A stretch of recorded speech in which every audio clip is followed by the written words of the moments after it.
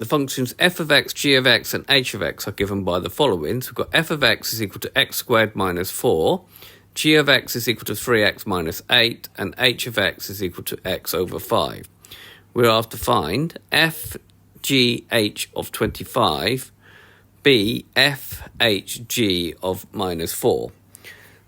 Right, what does this mean? Well, this first means first we have to do h, then we have to do g to the answer, and then we need to do f to the answer of that. Okay, so we write down fg because we haven't done that yet. Now, h of x was x over 5, so we now need to do 25, because x is 25, over 5. 25 over 5 is 5, so we'll now end up having to do fg of 5. So that means I need to take g and substitute 5 into it. So we've still got an f because we haven't done f yet. So we're going to do 3 times 5, take away 8. That's going to be f of 15, 3 times 5, take away 8. And then 15 take away 8 is going to be f of 7. So that now means I need to put a 7 in here. So that's going to be 7 squared, take away 4.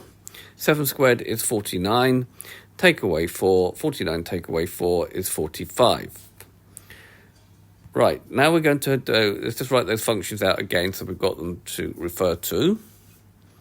And we're going to have to work out f, h, g of minus 4. So this means first I need to do g, and then to the answer of that I need to do h, and then to the answer of that I then do f.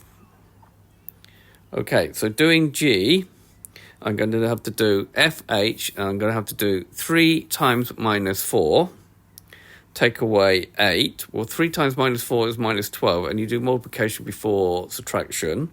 Still got the fh in there because I haven't done it yet. So 3 times minus 4 is minus 12, take away 8. Minus 12 take away 8 is going to be minus 20. So I now have to do fh of minus 20. So it means now I have to substitute minus 20 instead of x into h. So I've still got the f because I haven't done it. It's going to be minus 20 divided by 5. Minus 20 divided by 5 gives me minus 4.